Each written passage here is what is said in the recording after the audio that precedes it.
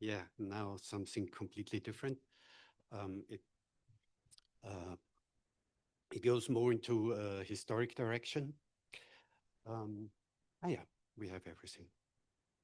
So yeah, some of you know me already. My name is Wolfgang. I'm a cameraman, editor, director, filmmaker, and then entered the Donau University for game studies. Because for me, film is always storytelling. Like, for example, in my film about the 25,000 East German citizens who fled via the German embassy in Prague to West Germany, where people had to help them to survive this situation. We portrayed the people who were behind all this, or the mountaineers who climbed Mount Everest for the first time without artificial oxygen, or a woman growing up, an Austrian woman growing up as a blonde girl in a small Indian village, um, as the only blonde girl there. So it's always stories that involve the portraits of people. And but it's always also stories that are very passive. So you sit there and you only watch. You're not getting involved. And that's actually the point where I switched to gaming, because I don't know if you remember this game, which was a very central game during my film school. You could always act in this situation. You had to dig a hole, you had to build a bridge, you always had to do something. I was so fascinated by it that I always tried to involve these thoughts into also my work. And because I'm convinced that if you involve people in an activity, they become more engaged in the activity. And so I started thinking about a new project which tells the story of a Viennese Jew who had to flee from the Nazis, obviously, in this time. But he ended up on the side of Ho Chi Minh's Viet Minh army. And how did he get there?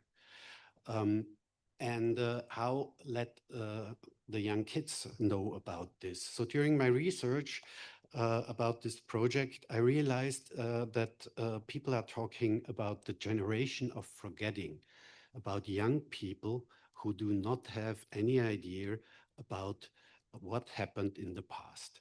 So let me show you. 11% of the 15-year-olds believe that Holocaust was a place. And 20% of young adults in Austria are unable to name a concentration camp. This was a quite interesting point for me.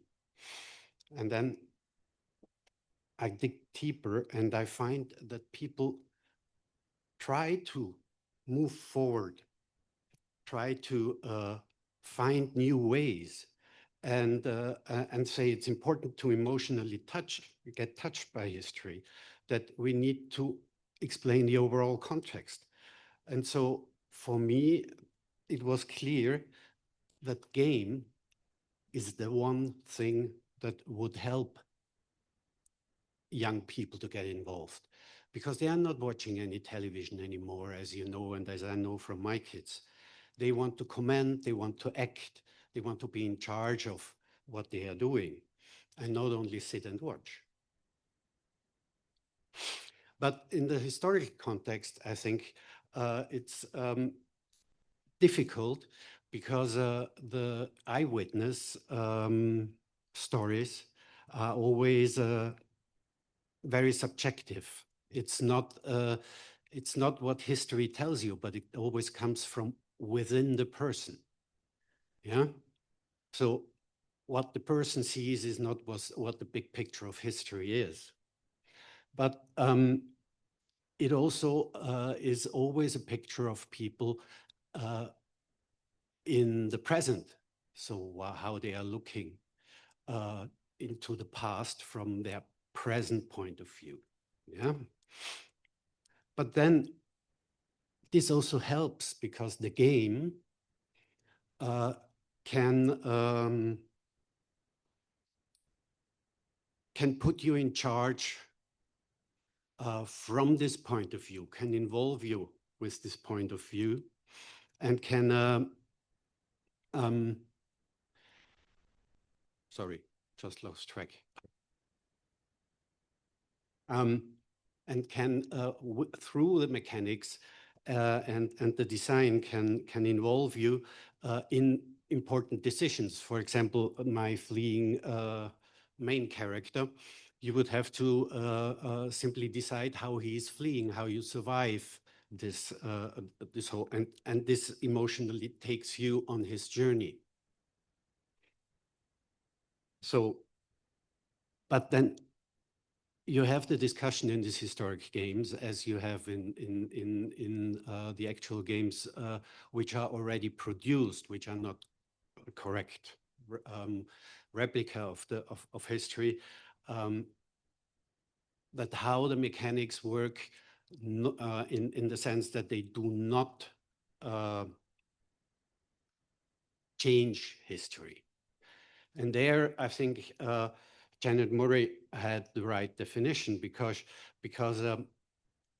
in this navigational space of the computer, you it is like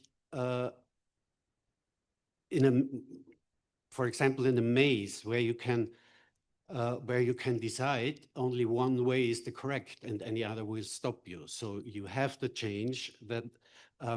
So you have the chance through the navigation, through sorry,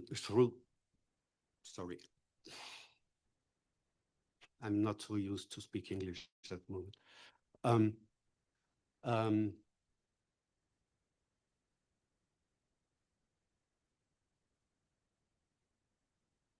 No. So you can, in a story, you can define all the elements you need for a game. Like you find,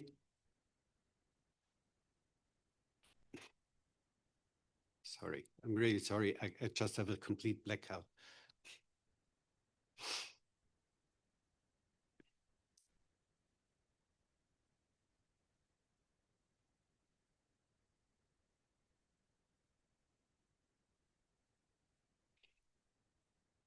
That usually doesn't happen to me, I'm sorry. So back to Janet Murray. She actually defines all the levels you need to plan a game on a historic topic. Yeah. So where does the person have to go? Or in my case, the person who has to flee. Yeah. All the transitions between places, how to overcome the obstacles that are there. That's all elements you need for a good game to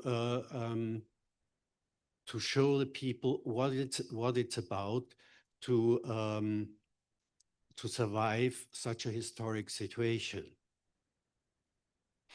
So, as I said before, for example, a maze is a good option when you have to decide to avoid to avoid historical misunderstandings or misleading tracks.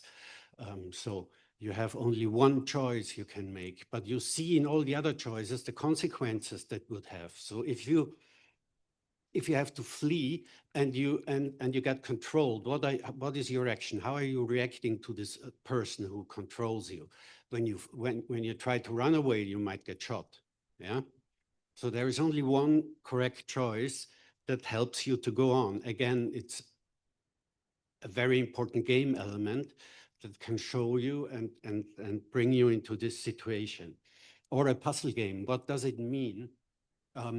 For example, or what do you need to flee from a prison? Which elements help you to get out? Or what do you need to cross the border without getting caught? So in all these things, game elements are in all these eyewitness accounts that we find and that we can define. And even like it is possible to define characters you need for a game, because you will always find in historical accounts villains, or you will always find friends who helped in a difficult situation. So you can always have have all these things defined and used for a game, but you will never be able to give the whole picture of the historic situation. And so therefore, I think it's important that not only the game, but also other elements, and that's my core. I'm more into this transmedia than the specialist on gaming, as you might have realized. And so I think it's really important that you combine it. You combine the game, you take it as a rabbit hole, as an entry point to interest the people, and then connect it with a film, a documentary about this period with all the historical data, or an already existing film. There will be enough. I'm sure you remember enough Vietnam War films, which can be a base of a discussion. A book, or the history book, or even a graphic novel, a comic that like Maus of Art Spiegelman, or Berlin, that shows the story of how people were divided during the upcoming of the Nazi regime. And so I think all these elements are really important to be highlighted when thinking of how to present the younger history to young people, and how to get them involved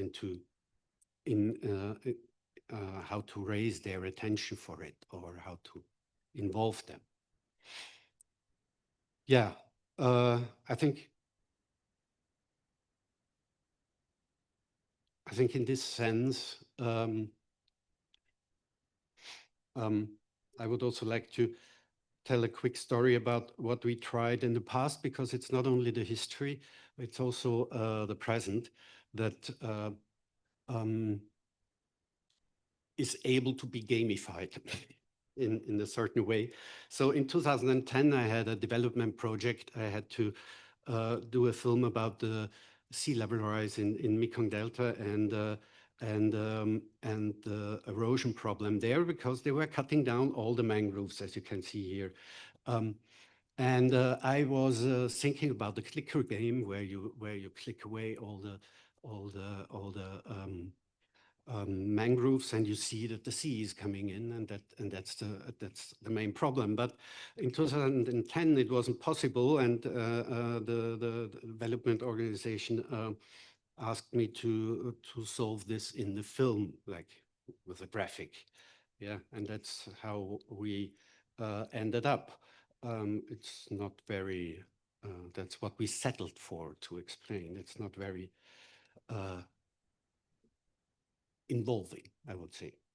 And so before, when I was thinking about this talk, I thought, let's try today with AI and type in just one word or two about Mekong Delta, about the problem there, and see what you can do today. So just to show what 15 years changed, yeah. And that's what the AI gave me, and that's how easy it could be today to also involve children into like game making together with an AI, yeah, and through this highlighting environmental problems, yeah. I just to show you, and so I come to the end of sorry, terrible hiccup talk, and I would recommend to bring more gaming into everyday's life. Thank you.